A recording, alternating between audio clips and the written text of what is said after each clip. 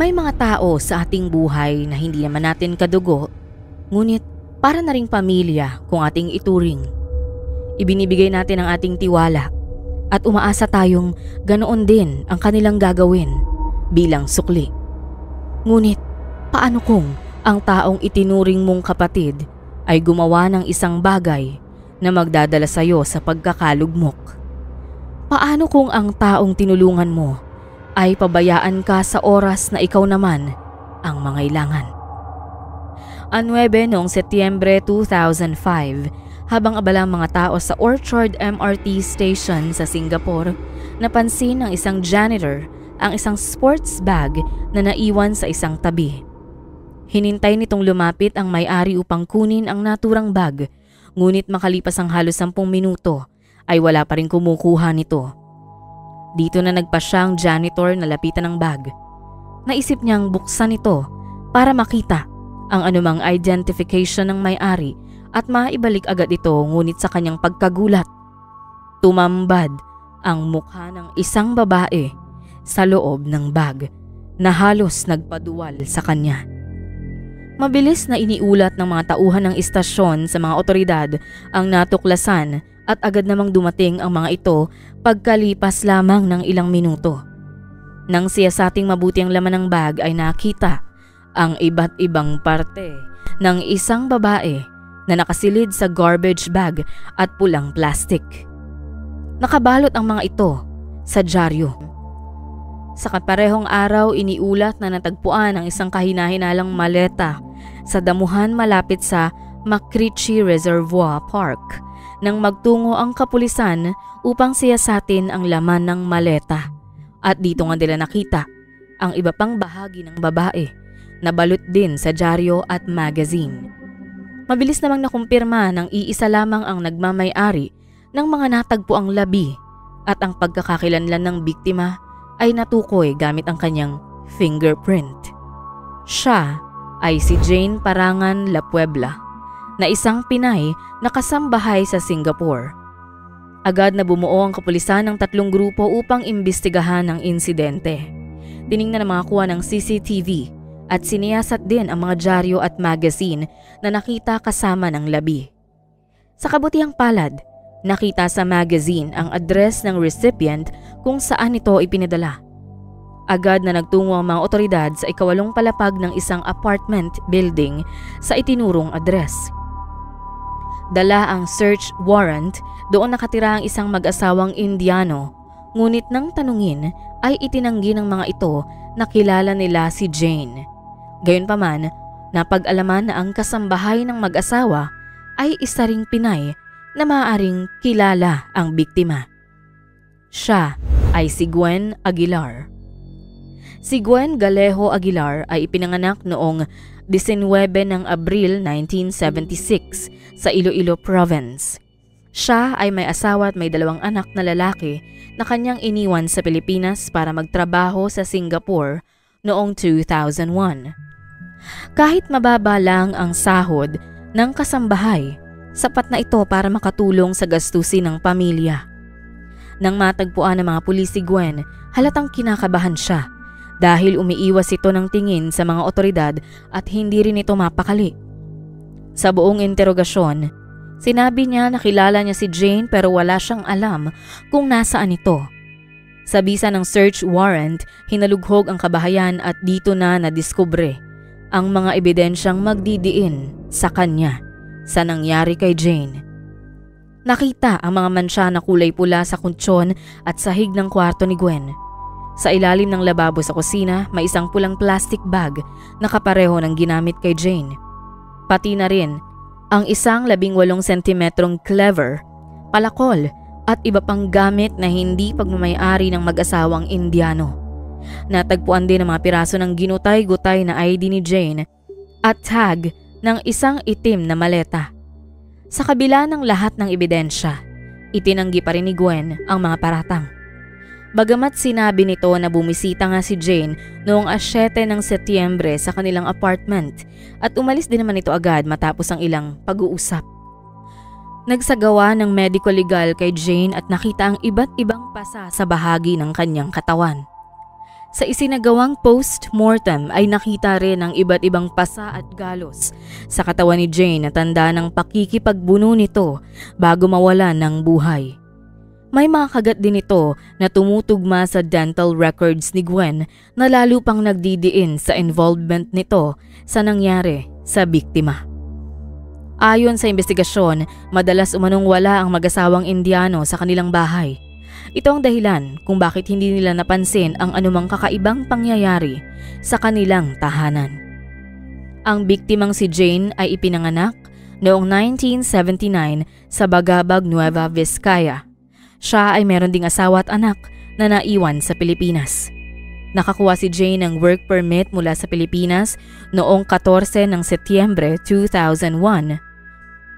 Noong Marso 2005, nagkakilala sina Jane at Gwen sa pamamagitan ng isang kaibigan. Kahit hindi sila magkasama sa trabaho, naging malapit silang magkaibigan dahil sa magkalapit nilang edad.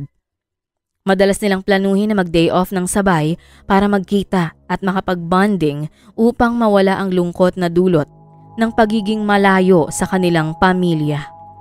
Marami sa kanilang mga kakilala ang nagsabing parang magkapatid na ang turingan nila sa isa't isa. Kaya't nagtataka ang lahat kung bakit at papaano nagawa ni Gwen ang karumal-dumal na bagay kay Jane. Sa una, may mga spekulasyon na lalaki ang dahilan ng nangyaring pagtatalo sa pagitan ng dalawa. Sinasabing selos ang dahilan kung bakit ito nagawa ng kanyang kaibigan. Ngunit ang mga chismis na ito ay walang basihan. At napatunayan na hindi totoo ang chismis na ito matapos ibunyag mismo ni Gwen ang dahilan ng pangyayari. At 13 ng Setyembre, inamin ni Gwen ang katotohanan. Ang motibo ay bunsod ng simpleng pagkakautang. May utang si Jane sa kanya na aabot sa 2,000 Singapore dollars o humigit kumulang 70,000 pesos ng mga panahong yun. Dahil sa magkapatid ang kanilang turingan ay naging kampante si Gwen kay Jane. Isang araw ay lumapit umano si Jane sa kanya upang humiram ng $2,000 dahil sa isang emergency. Hindi nagdalawang isip si Gwen, bagamat $1,000 lamang ang hawak nito na kanyang naipon sa matagal na panahon. Ibinigay niya ang paunang 1,000 at nangutang pa ito ng karagdagang 1,000 upang mabuo ang hinihiram ng matalik na kaibigan. Sa pagmamadali ni Gwen, hindi na nito napansin ang kanyang inutang na 1,000 para mabuong pangailangan ng kaibigan ay may 20% na interes buwan-buwan. Nang malaman niya ang mataas na interes, nabigla ito dahil kumikita lang siya ng mga $20 hanggang $30 kada araw. Hindi niya kayang bayaran ang ganong kalaking interes, kaya't ipinaliwanag agad ni Gwen ang sitwasyong ito kay Jane. Pinakalma siya ni Jane, sinabing mababayaran niya ang kanyang utang sa loob ng 1 buwan. Bahagyang gumaan ang loob ni Gwen nang marinig yun, pero lumipas ang 1 buwan ay hindi nabayaran ni Jane ang kanyang utang tulad ng kanyang ipinangako. Tumawag ang mga loan shark na pinagkakautangan ni Gwen upang maningil at dahil hindi naibalik ni Jane ang utang nito ay wala siyang nagawa kundi ibigay ang kanyang buong sahod para mabayaran ang interes. Pagkatapos ng araw na yon, iminungkahi ni Gwen na ibenta ni Jane ang kanyang kamera upang kahit papano ay makapagbayad ito sa kanya, ngunit nagsimulang magbago ang ugali ni Jane. Nang masolusyonan ang sarili nitong problema at nakita na si Gwen na ang sumalo nito, ay nagpakampante siya na parang wala na itong pananagutan sa kanyang utang.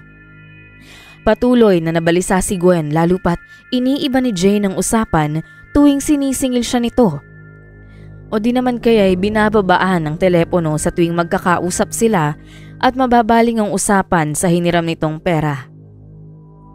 Hindi na rin sila madalas na magkita tulad ng dati na parabang iniiwasan na siya ni Jane. Sa kabila ng magandang intensyon ng pagtulong ay unti-unting nabaon sa problema si Gwen. Lalong lumaki ang kanyang pagkakautang at halos hindi na siya makatulog o makakain ng maayos.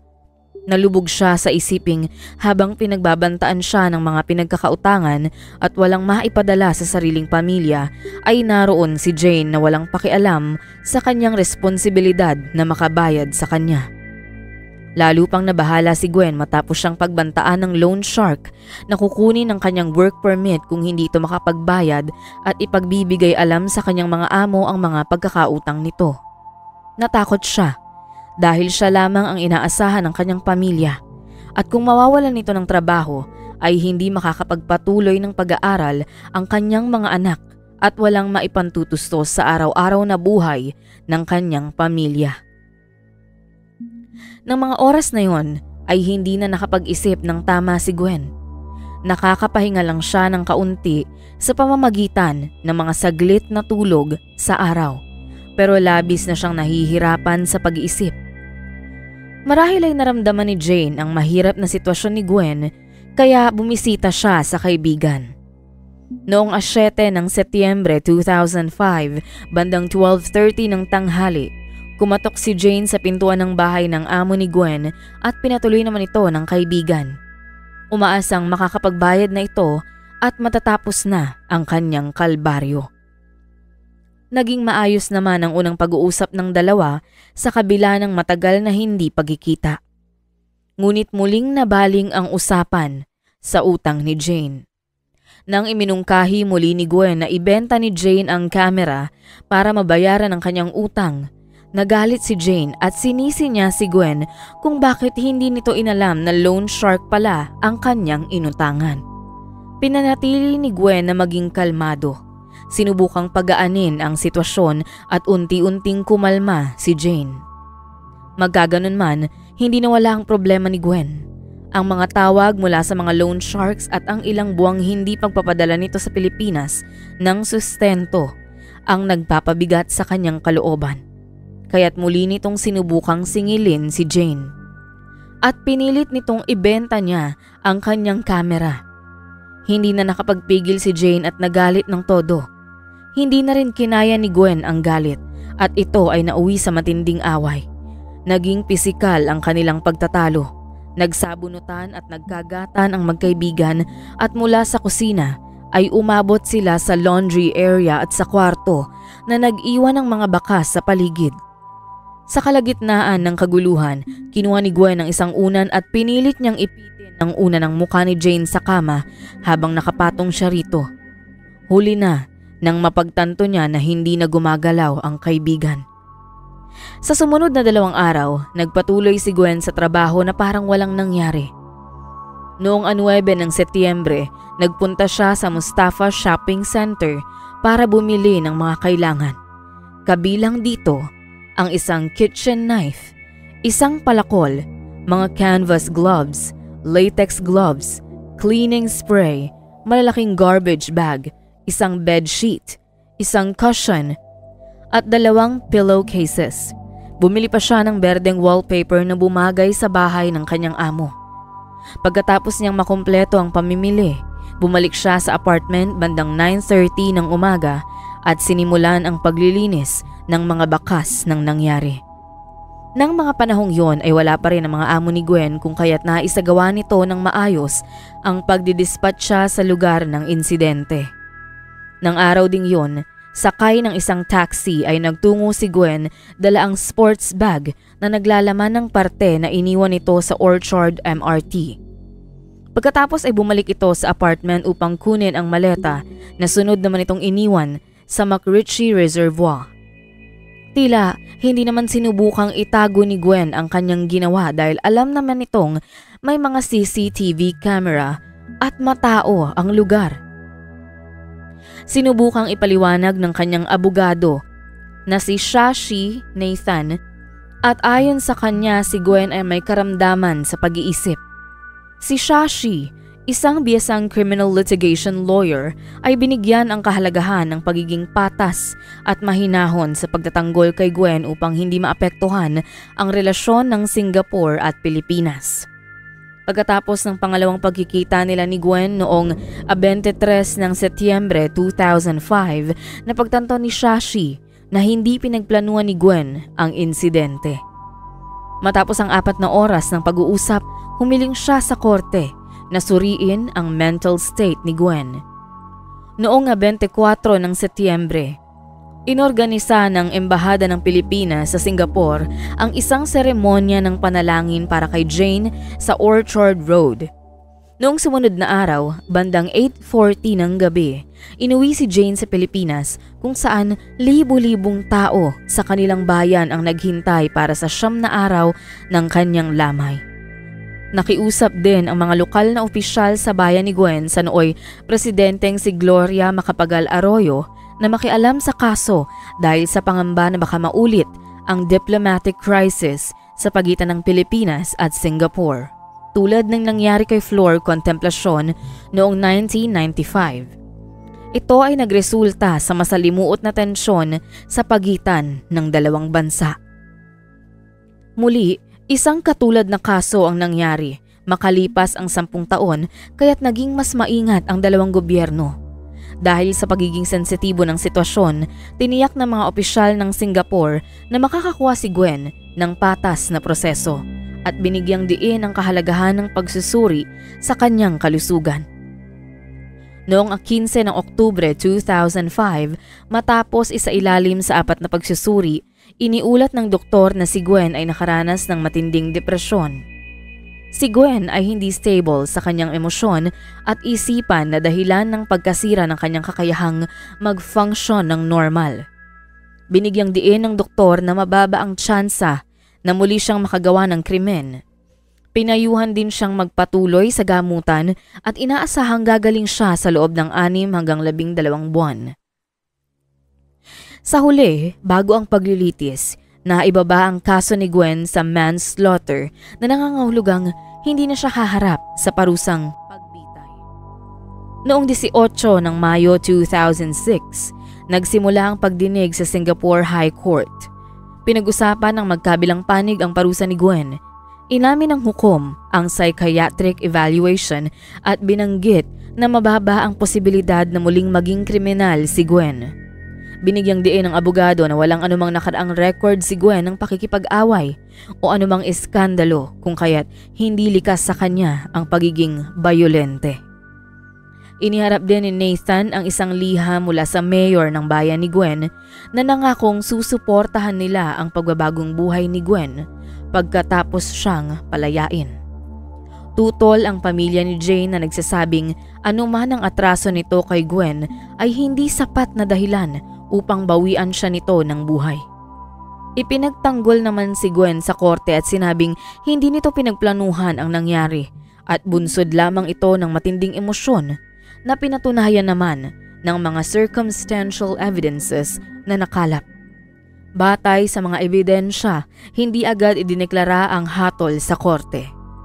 Sa panahon ng kanyang pagkakaaresto, unti-unti ring bumuti ang kanyang kalusugan dahil na rin sa suporta ng kanyang asawa. Sa huli, isinaalang-alang ang lahat ng mga salik at hinatulan lamang siya ng 10 taong pagkakabilanggo. Pinalaya si Gwen noong Setyembre 2015. Maraming naniniwalang kulang ang 10 taong pagkakakulong pero may iba rin na nagsasabing sapat na ang panahong ito upang mapagbayaran niya ang kanyang naging kasalanan. Ang kasong ito ng magkaibigang Gwen at Jane ay isang nakakalungkot na paalala na maaaring idulot ng pagkasira ng tiwala. Nakakalungkot na nawala si Jane ng maaga dahil lamang sa pagkakautang at nasayang ang panahon ni Gwen sa kulungan na dapat ay inilalaan nito upang mabuhay ng normal at malaya. Kung ikaw ay umabot na sa bahaging ito ng video, maraming salamat sa iyo. Para sa iba pang istorya, huwag mong kalilimutang mag-subscribe sa aming channel at kung may nais kang ma-feature na kwento na sa tingin mo ay angkop sa channel na ito, maaari mo itong isulat sa comment section. Ito ang Tagalog Bizarre Story Archives.